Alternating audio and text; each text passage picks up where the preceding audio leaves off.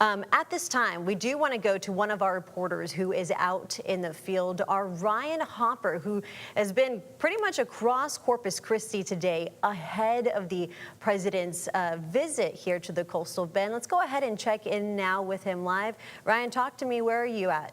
I see Whataburger in your background. Yes, you do, Leslie. Definitely Whataburger in the background. I am off SPID in Old Brownsville Road here in Corpus Christi, just off the highway where President Trump is expected to visit later, which begs the question, what will he order? A patty melt? I don't know.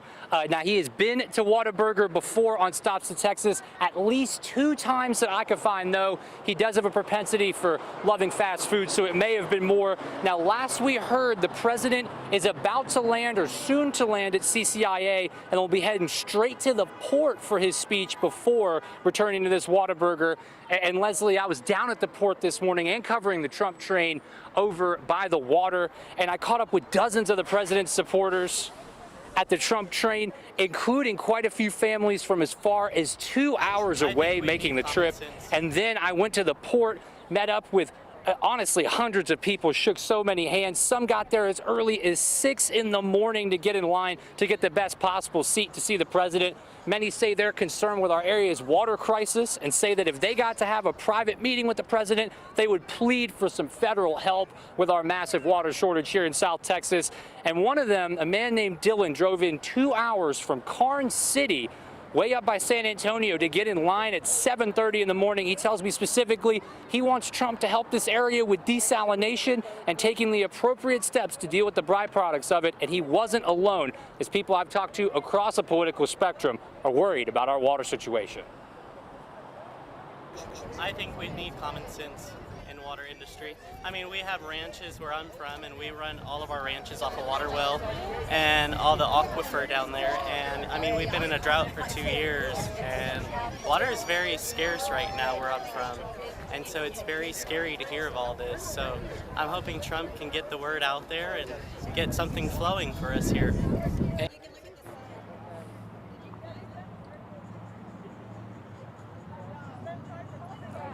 Now, one other thing to keep track of is going to be not just what Trump picks on the Whataburger menu, but you're going to want to watch today at the rally if he picks a Senate candidate in the Republican Senate primary for the United States Senate. You have Representative Wesley Hunt, sitting Attorney General Ken Paxton, and the incumbent Senator John Cornyn, who has got a tough primary challenge on his hands. And you know, an endorsement from the president could make a big difference in that race. And I'm sure that's what Dr. Bill Chris, who we also have on the program, will talk about later. And with that, Leslie, no Trump here at Whataburger yet. I wish I could go in and get some food myself, frankly, getting a little hungry, but I'm going to send it back to you. All right, Ryan, thank you so much for that report. And we're going to be checking back in with our Ryan Hopper throughout this newscast as we lead up to the 5 and 6 o'clock news. And I know he's on President Watch there at Whataburger, so hopefully the next time we go back to him, he is there.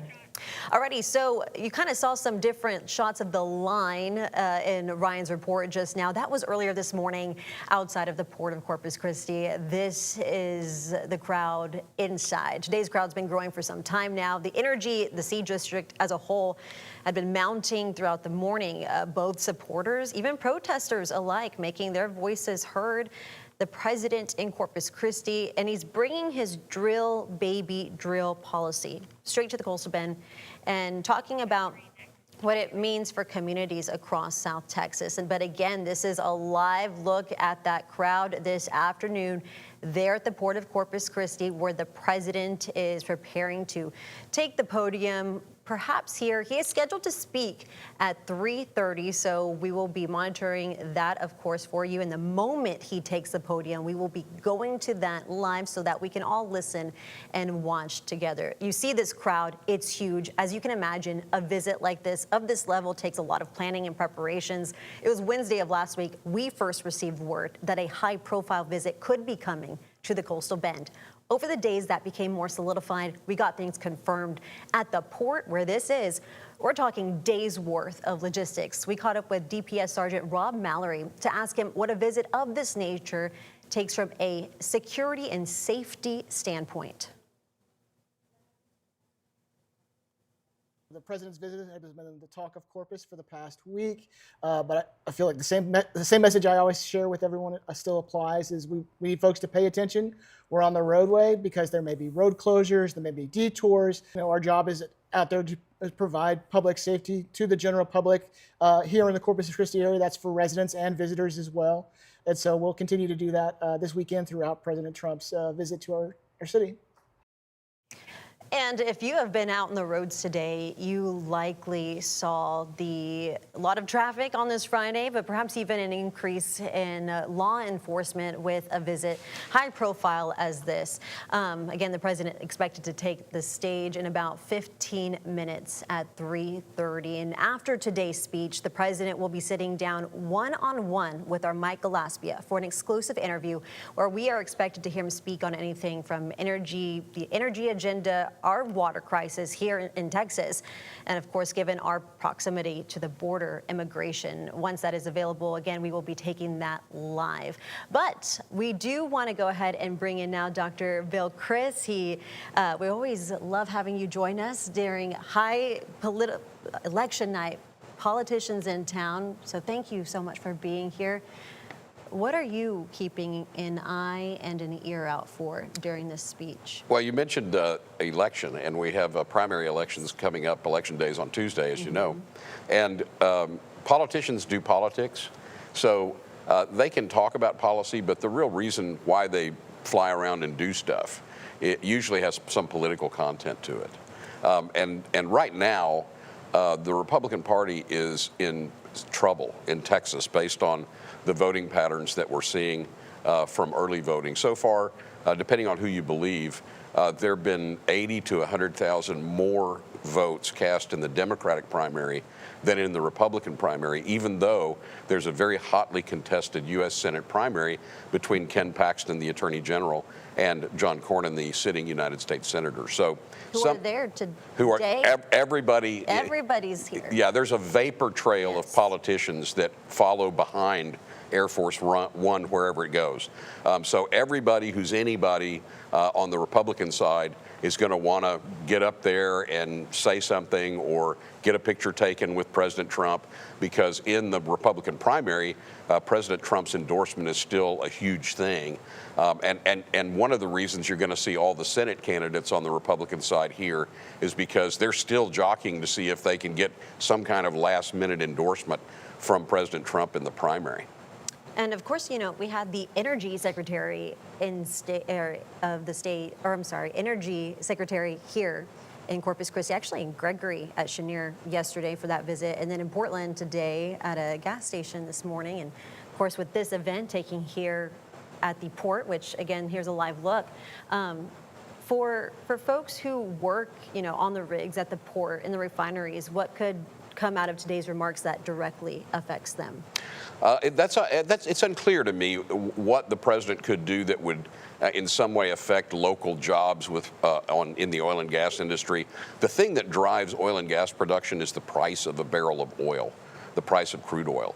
And there's a sweet spot for that price, and there are indirect measures that the Congress and the president can take to affect that price level. But if the price gets too low, you can say drill baby drill all you want, there's not going to be any drilling. And if the price gets too high, then you have demand problems, and that can also cause problems it's not sustainable for the oil and gas industry. So on the other hand, the president, the current administration, doesn't seem to really feel like it needs congressional approval to spend money or even to collect money. And so President Trump's got some discretionary funds that he's taken from other programs, or that the tariffs have brought in, or that the Venezuelan oil has brought in, that the president's maintaining control over. And so, maybe he's going to announce some big subsidy or something to the Port of Corpus Christi or the oil and gas industry that will essentially be the government spending tax dollars to spur the industry. Of course, as you mentioned earlier, it's unclear how much good any of that will do if we don't get any water in Corpus Christi. And that is something that I am really hoping these interviews, as you know, they go by so fast, and we're only allotted so much time, but that is something I know many folks here in the Coastal Bend are really hoping he hones in on. I think it was yesterday or 2 days ago that we got the chance to speak with Adam Hinojosa, and he even also was, I hope we get to hear the president touch on our critical water situation here, not just in South Texas, but in Texas. And you mentioned something just a few moments ago that was what exactly I was going to ask, if there's any big announcements that you think he will be a special or a surprise that maybe we may not see coming. I don't think we're going to, I guess the answer is I don't know. If I had to bet, I think what you're going to get is you're going to get some kind of political promises that don't amount to a specific program. So you'll get something like, we're going to do this, and it's going to be beautiful. But in terms of like, this is what we're going to do, specific program, X amount of dollars, this is who's going to run it. Even if they're thinking about that, I don't think they're ready to announce something like that yet. But we could be surprised. We could say, maybe the president's got something up his sleeve. He's going to buy us a desal plant or something.